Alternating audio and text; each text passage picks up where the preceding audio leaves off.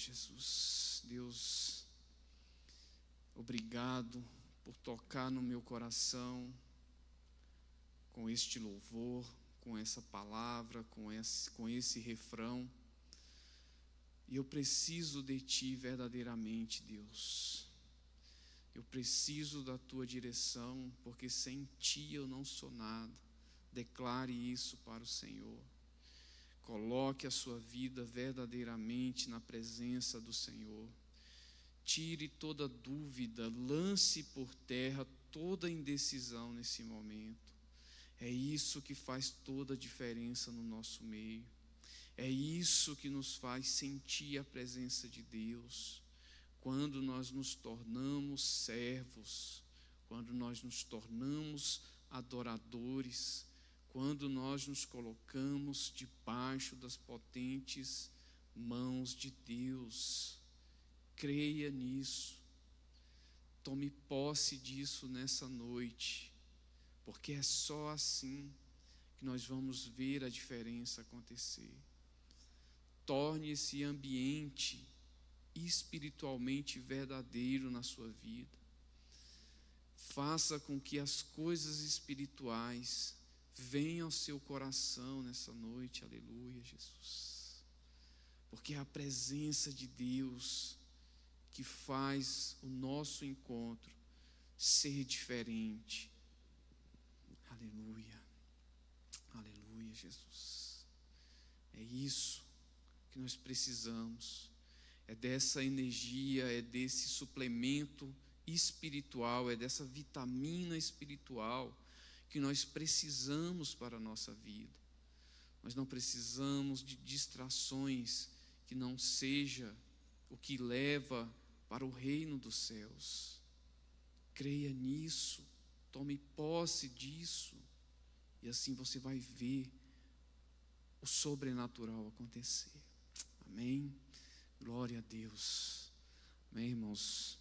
Estava ali na porta e senti no coração de a gente fazer essa oração, porque é nesses momentos, né, que nós nos reunimos, é um momento onde nós não podemos perder a oportunidade de estar conectado com Deus. Nós passamos os nossos dias conectados com tantas coisas e se esquecemos de buscar essa conexão, de buscar essa ligação com Deus. Caminhamos com as nossas forças, com a nossa sabedoria, e nos esquecemos que é de Deus que vem a nossa força, que é dele que vem a nossa sabedoria, e sem ele nós não somos nada. O título da mensagem dessa noite é, ainda falando sobre as emoções, mas com o subtítulo aí do ápice da condenação. Quando nós falamos essa palavra, ápice, é o clímax, né? É o pleno, né? É o cume do monte, né? É o mais alto. E se tratando de Deus, chega um momento que Ele também, Ele dá um basta. Chega um momento que as ações do ser humano, ela fica a ponto de perder esse contato, de romper esse contato, porque Deus, Ele é santo, e tudo aquilo que é o contrário da santidade nos afasta de Deus, nos leva para longe de Deus. E esse é o momento que nós temos para nos conectar cada vez mais com o Altíssimo. Então nós não podemos perder a oportunidade, nós não podemos deixar esse momento passar. Lá em Apocalipse, no capítulo 3, versículo 15 e 17, diz: Eu conheço as tuas obras, que não és nem frio nem quente. Eu gostaria que fosse frio ou quente. Então, como tu és morno, e nem frio, nem quente, vomitar-te-ei da minha boca. Porque tu dizes, preste bastante atenção que nós vamos trabalhar esses pontos, né? Eu sou rico, cheio de bens, não tenho necessidade de nada, e não sabes que és um desgraçado, miserável, pobre, cego e nu. Essa palavra lá de Apocalipse, na revelação de João, onde Jesus revela para João as coisas que iriam acontecer. E hoje, nós analisando aí todo o contexto da sociedade, será que a gente não vê as pessoas, a sociedade dessa maneira? Mas ele vem com uma palavra forte: vomitar-te-ei. Porque chega um ponto que Deus não suporta mais as atrocidades do homem.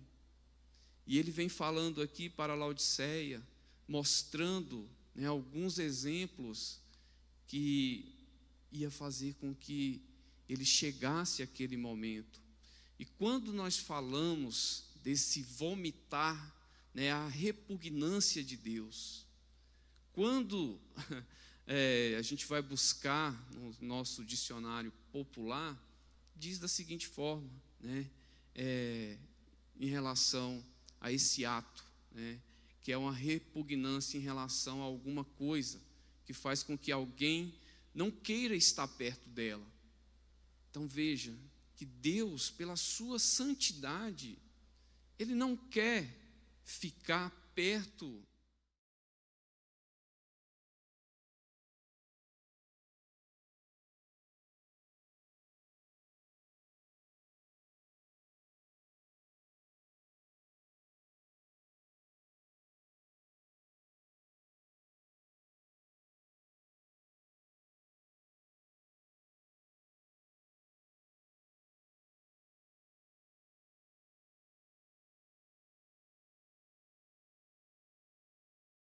Deus chega a esse momento de fazer esse gesto.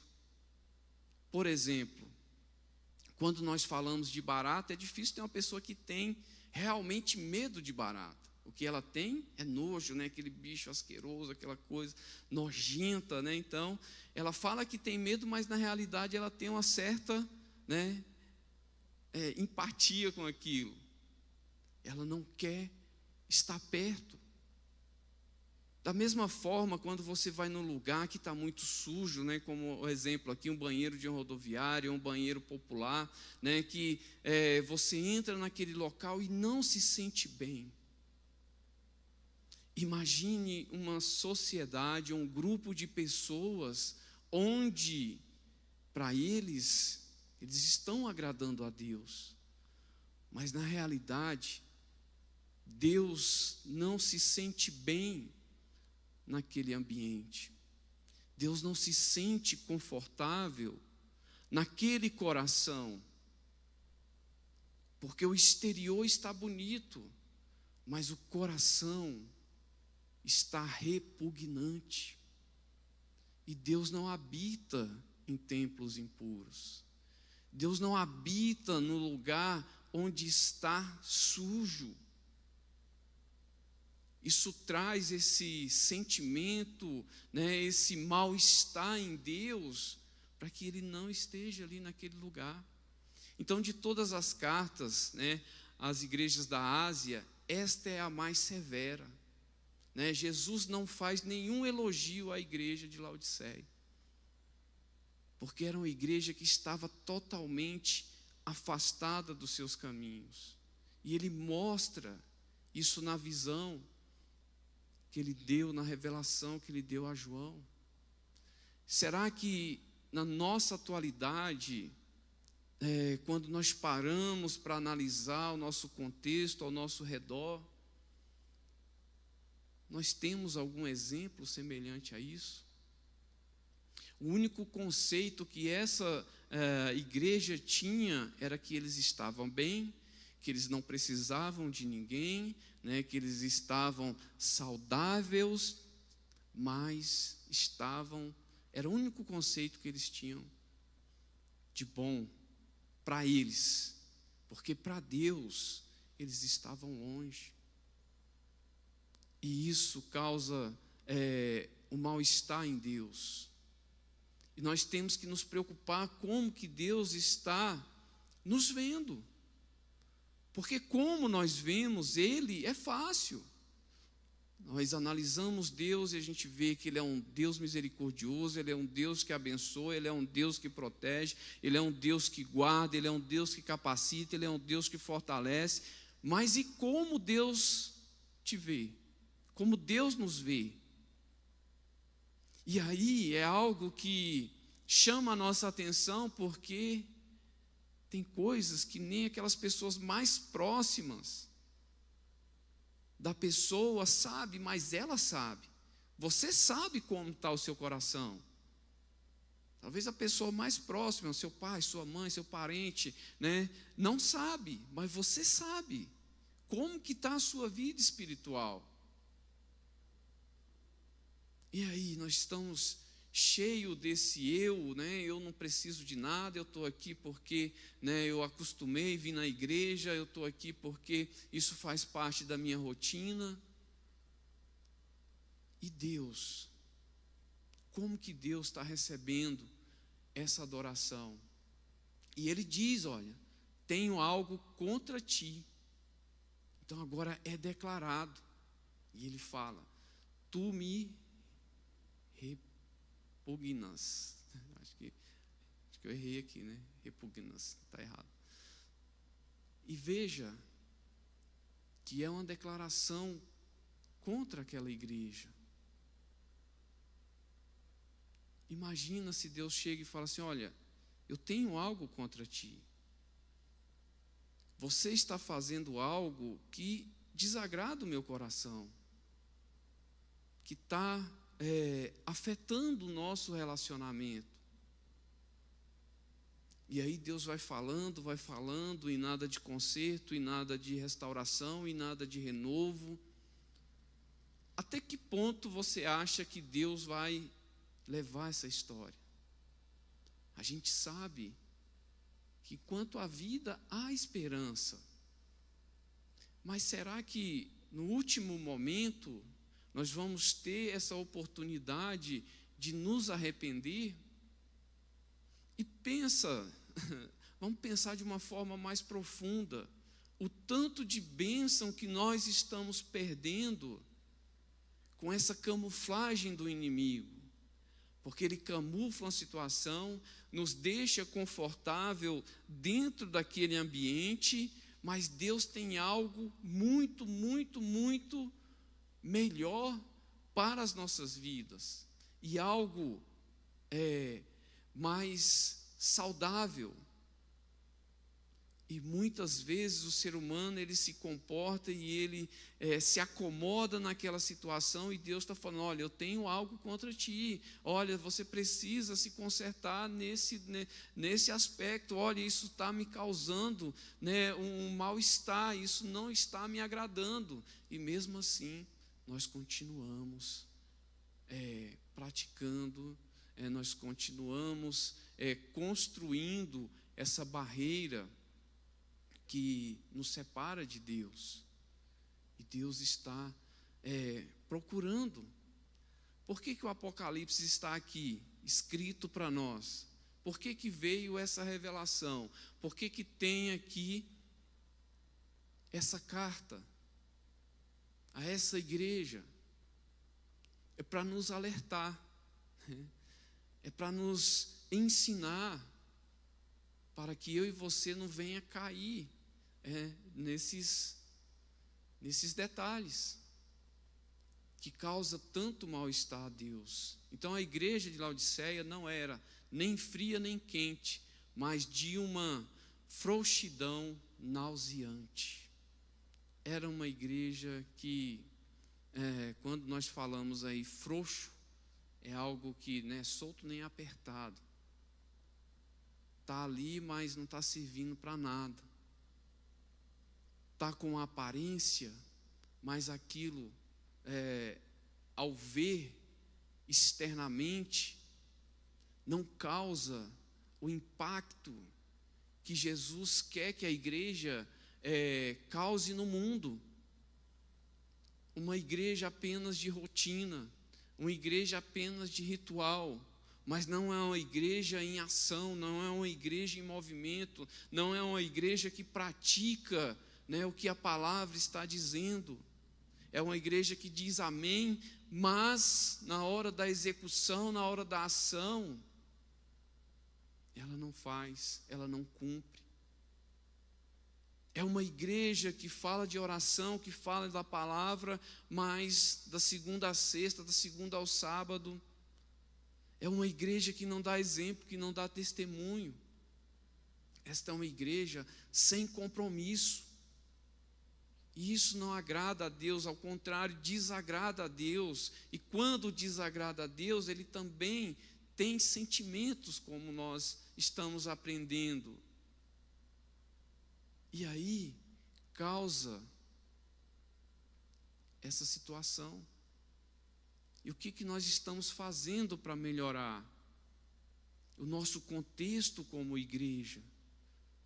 Porque, como a palavra diz, nós somos um corpo, e esse corpo, ele anda em união, ele anda junto. E essa igreja, por ser uma cidade que era muito rica em comércio, por ser uma cidade, uma grande metrópole, ela estava distraída com as coisas que estavam acontecendo naquele lugar. E se acostumaram apenas na rotina do culto, do momento, e não buscavam essa intimidade com Deus, não buscava conhecer mais de Deus. E ele fala: olha, eu conheço as tuas obras, que nem é frio e nem quente. Deus conhece a nossa vida. Deus conhece quando você não está nem frio nem quente. A vontade dele é que cada um esteja fervorosos no Espírito. E esse fervor não é apenas você subir, cantar, pular, chorar. Não. Esse fervor que ele espera é uma vida de compromisso, uma vida sem dúvida. Hoje de manhã eu falei com os adolescentes, eu falei: olha, o que nós precisamos entender é que nós temos que caminhar confiando em Deus. Mesmo sem entender, nós precisamos confiar. Porque hoje a sociedade quer saber de tudo, não é? Por que é isso? Por que é aquilo? Mas por que isso aconteceu? Claro que a gente tem que ser curioso, a gente tem que conhecer dos fatos, dos acontecimentos, mas nós temos que confiar em Deus. Porque sem confiar, nós não damos um passo sequer. Sem confiar, a gente nem abre os nossos olhos de manhã. Já pensou se a gente pensasse assim: nossa, eu estou dormindo, será que eu vou conseguir abrir o olho? Você faz isso automático. Será que eu vou conseguir levantar da cama? Aí quando você levanta, você fala: por que eu levantei? Eu levantei porque eu tenho que ir trabalhar. Mas por que eu tenho que trabalhar? Porque eu tenho que ganhar dinheiro para pagar minhas contas. Mas por que eu tenho que pagar minhas contas? É porque eu gastei indo trabalhar, então eu vou parar de trabalhar. Já pensou nisso? Então tem coisas que a gente faz que nós nem pensamos. Mas quando se trata de Deus, fala: não, mas por que eu tenho que ir para a igreja? Mas por que eu tenho que fazer isso? Por que eu tenho que fazer aquilo? Esquecemos de confiar. Essa igreja perdeu todo o sentido. ela apenas ficou na comodidade. Conheço, ele diz, o Senhor, diante dessa atividade, toda a mornidão na comunidade, toda atitude lerda e desligada, também diante das pessoas, fere a ele.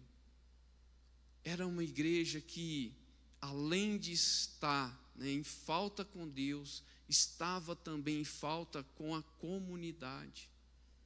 E ele vai mostrar esse exemplo por conta da cidade que ela recebia uma água encanada, e essa água não chegava nem fria e nem quente. Por quê? Os dois extremos tinham significado naquela região. A fria, servia para refrescar. Imagina você tomando uma água fria, bem, ou mais para gelado ali, é uma água, que sacia a sua sede. E a água quente, servia, para as questões terapêuticas, para os banhos, que era muito usado naquela época, e mais nesses dois sentidos. Mas o morno para nada servia. E também não ajudava em nada com os seus irmãos, com as pessoas que estavam ali e viam a situação daquela igreja. E Deus chega a usar essa expressão: por isso eu estou a ponto de te vomitar. E o ato, ele é doloroso. Creio que todos já passamos por isso.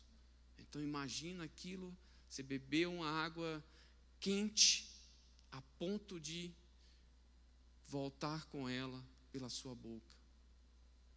Imagine o louvor daquela igreja e Jesus rejeitando aquilo. Imagine uma igreja que faz toda a parte visual, mas espiritualmente Deus está virado de costas para aquela igreja. Então nós temos que procurar ver o que está entristecendo o coração de Deus, o que está causando mal-estar em Deus. Ver os exemplos dessa cidade, dessa população, e fazer totalmente ao contrário. Era um grupo morno demais acerca das coisas divinas, o que decepcionava as pessoas que pensavam que era uma igreja de Deus e ao mesmo tempo repugnava o Altíssimo. Então, ao mesmo tempo, decepcionava as pessoas e também repugnava a Deus. Então veja que nesses momentos, nessa situação, nós temos que buscar o Espírito Santo em espírito e em verdade. Também era caracterizada pelo orgulho, a ignorância, a autossuficiência e a complacência. Então, se a gente buscar fatores negativos nesta igreja, nós vamos encontrar vários. Mas quando se buscava questões espirituais, era visível, até fisicamente, pelas pessoas que ali estavam. Então vamos olhar para dentro de nós e nos purificar de cada um desses pontos que está escrito aqui. Se algo afeta o nosso coração, vamos trabalhar nisso, porque Jesus nos chama para sermos irmãos em Cristo, não apenas de aparência, não apenas de falar, mas o irmão em ação, um servo em ação, e isso traz unidade para a igreja que Jesus preparou, a igreja que Jesus formatou, que os seus discípulos, né, deram prosseguimento. E hoje nós temos esse compromisso de levar tudo isso adiante, de levar esta palavra àqueles que estão necessitados. Quantos hoje não olha para a igreja e fala: nossa, mas você vai para aquela igreja, mas lá é assim, mas lá é desse jeito, mas lá eu vi isso, mas lá eu vi aquilo. Não está mostrando um pouco dessas características? E o que a igreja está fazendo para trazer essas pessoas para Cristo, para Jesus? Muitos têm envergonhado o Evangelho, muitos têm decepcionado aquilo que Jesus tem falado. E esse é um exemplo. Esse é algo que nós precisamos estar refletindo sobre isso, né? A condenação de Cristo para cada congregação revela o seu controle soberano sobre as igrejas. E Ele está no controle. Não adianta as pessoas pensarem que ela está no comando, que ela está na direção, que Deus está no comando da igreja. E quando Ele quer, Ele faz. Quando Ele determina, Ele vai lá e age no meio do seu povo. E aqui Ele vem falando: olha, eu conheço as tuas obras. Eu estou vendo que você nem está morno, nem está quente. Nem está frio, nem está quente. Da mesma forma, Ele vem nos advertindo hoje, nos pontos que nós precisamos consertar, para que assim, eu e você venha alegrar o coração de Deus. Venha tocar no coração de Deus. Ele quer te chamar como amigo, assim como Ele fez lá com Abraão. Ele quer que você seja assim como Davi, segundo o coração dele. Mas para isso nós temos uma longa caminhada, que é rejeitar tudo isso. E como que nós rejeitamos tudo isso? Tendo uma visão espiritual aberta. Quando a gente deixar de dar mais valores para essas coisas e potencializar as coisas espirituais, aí nós vamos enxergar o que Deus tem para as nossas vidas. Em Apocalipse 2, o versículo 1 e a parte A do versículo 2 diz: ao anjo da igreja de Éfeso escreve estas coisas, diz aquele que segura as 7 estrelas e a sua mão direita, o que anda no meio dos 7 candelabros de ouro: eu conheço as tuas obras. E quem são esses, né? Os candelabros, né? As 7 estrelas. A resposta está lá em Apocalipse 1:20, diz: as 7 estrelas são os anjos das 7 igrejas, e os 7 candelabros que tu vistes são as 7 igrejas. Muitas vezes a gente fala: nossa, como que eu vou entender Apocalipse, né? Acabei de dar um exemplo aqui. O que ele fala em um versículo, ele responde em outro. Então a gente só precisa ler. Porque tem gente que quer entender, tem pessoas que querem entender o Apocalipse e não lê. Então, basta a gente ler, orar primeiro, que Deus vai nos direcionando e assim Ele vai nos mostrando o que Ele está tentando mostrar e nos fazer entender com aquele versículo, com aquele capítulo ou com aquele livro. Amém? Então aqui é um exemplo, que Deus está no controle de todas as coisas. Ele está no comando e Ele zela pelo seu povo. Ele zela pela sua nação. Essa nação eleita. Então vamos nos afastar dessas ações que causam essa repugnância em Deus, que faz com que ele olhe e fale assim: eu não vou habitar nesse lugar. Esse ambiente é um ambiente que me dá repugnância. Esse é um ambiente desagradável. Eu não vou estar nesse lugar. Não somente Cristo, mas também Satanás conhece a maré espiritual baixa da comunidade. Deus vê e o diabo vê também. Ele vê quando a igreja está, naquela mornidão, está naquela lentidão, está naquela, frouxidão, E Deus vai procurar levantar, vai procurar despertar. Fala: olha, eu conheço, o que você está fazendo? Desperta, não seja quente, ou seja quente, não seja frio, não seja morno. E o diabo vai estar lá, procurando entristecer mais, deixar a pessoa mais em dúvida, deixar a pessoa com mais inveja, com mais desejo de vingança, tudo isso que vai fazer com que a maré fique mais baixa.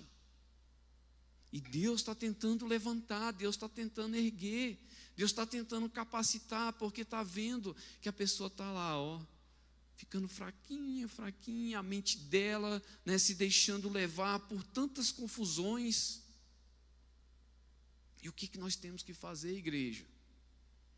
Talvez você não tenha força para orar, para clamar, e falar assim: Deus, tenha misericórdia.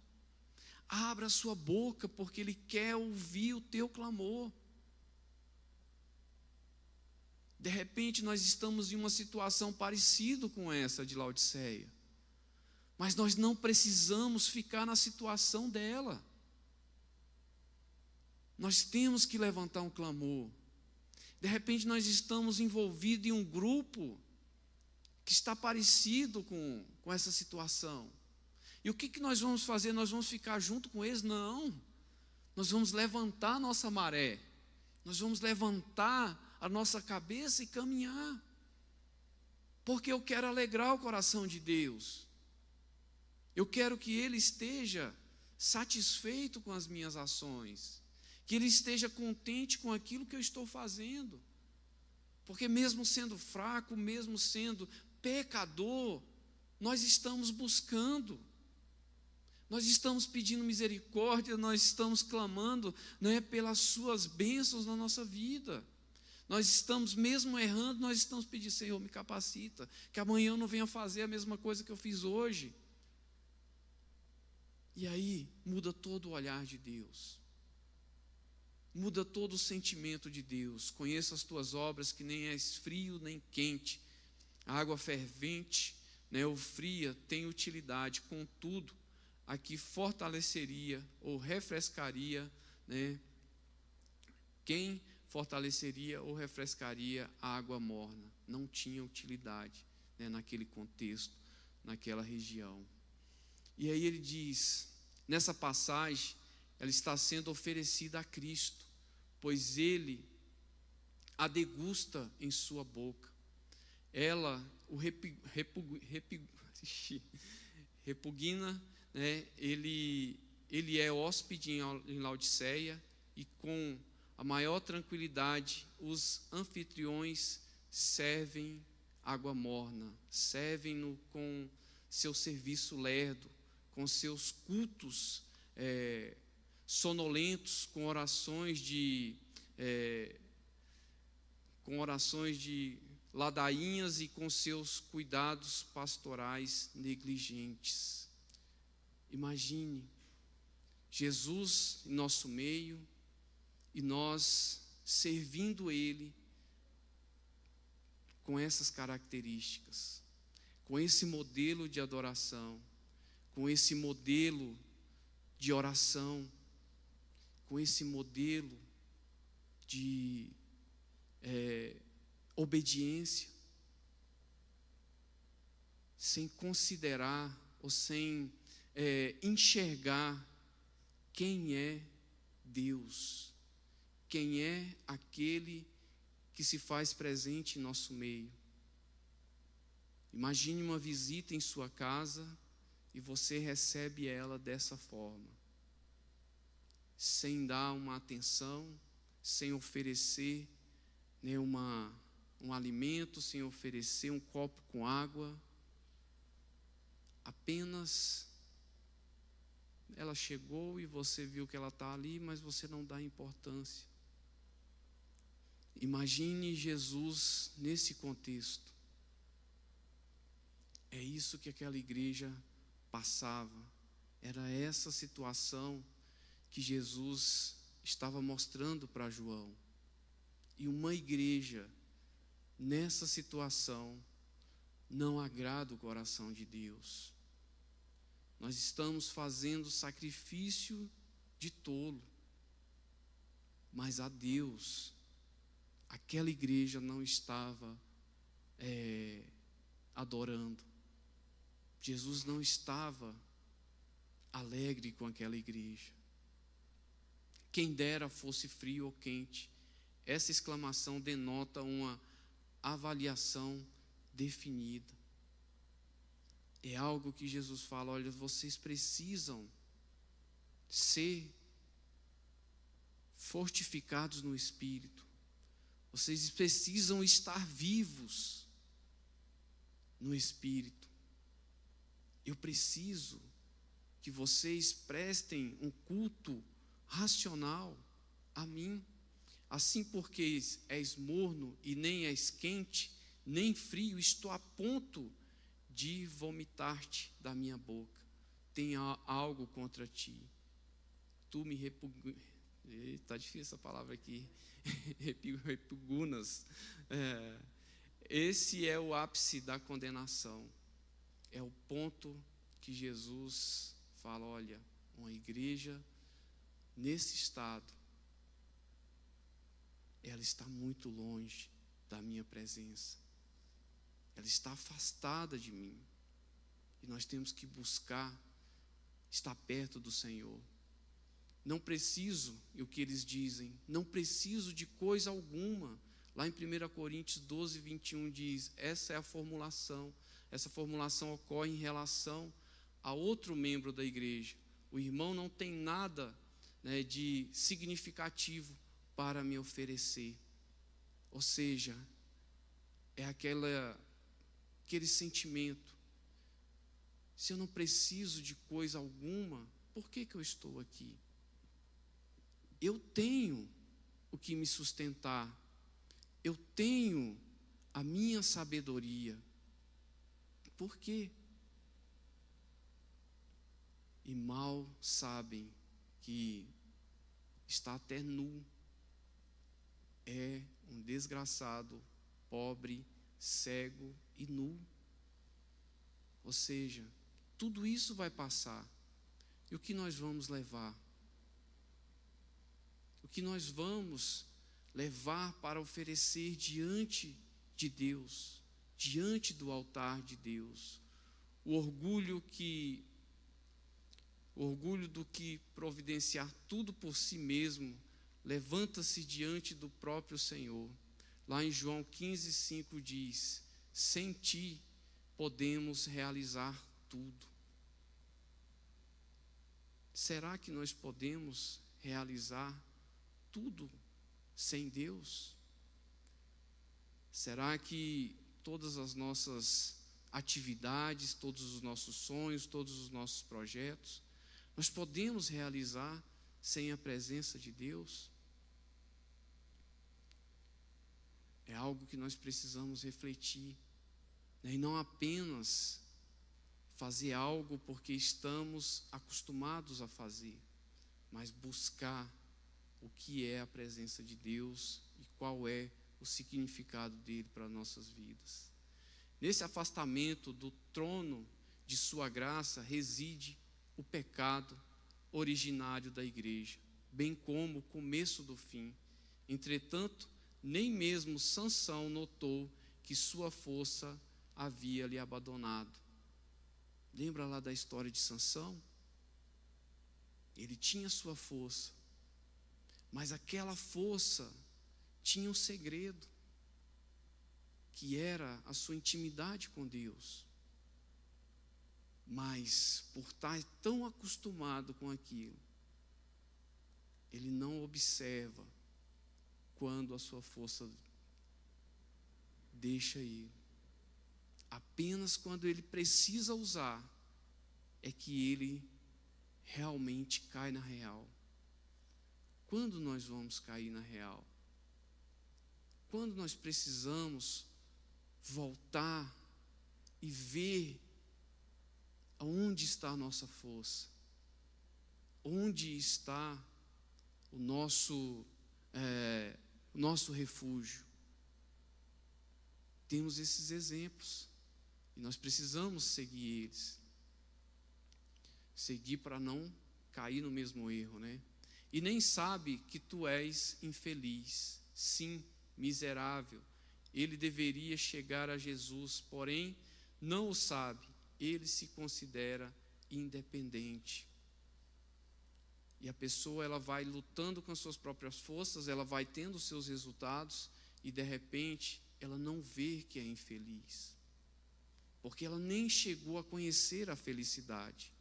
Ela nem chegou a conhecer o que Deus tem para a vida dela. E as bênçãos que Deus tem preparado para ela. E simplesmente ela se acostumou com o comodismo. Não careço de nada, contudo tem necessidade dos remédios e da cura para o coração. Amém? Feche seus olhos. Nós precisamos desse remédio para o nosso coração, desse remédio para a nossa alma. Precisamos estar atento no que fere o coração de Deus, naquilo que nos leva para longe de Deus, daquilo que não deixa que o Espírito Santo habite em nosso coração. Então coloque-se na presença de Deus mais uma vez, fale com Ele. Deus, tira tudo aquilo, Pai, que me afasta da Tua presença, Senhor. Deus, que tudo aquilo que foi dito, Pai, da carne seja lançada por terra, mas tudo aquilo, Pai, que foi dito em espírito, que seja, Pai, como rema no meu coração, e assim, Pai, eu possa entender que o Senhor está pronto para me abençoar, está pronto para me capacitar, está pronto para habitar no meu coração. Por isso, Deus, tira tudo aquilo que impede da Tua habitação no meu coração. Tira tudo aquilo que entristece o Teu Espírito. E que assim, ó Deus, eu possa caminhar segundo a Tua vontade. Ó Deus, aprendendo da Tua palavra, Deus, aprendendo, Senhor Deus, dos caminhos que eu devo trilhar. E assim, ser capacitado pelo Teu Espírito. Em nome de Jesus. Amém.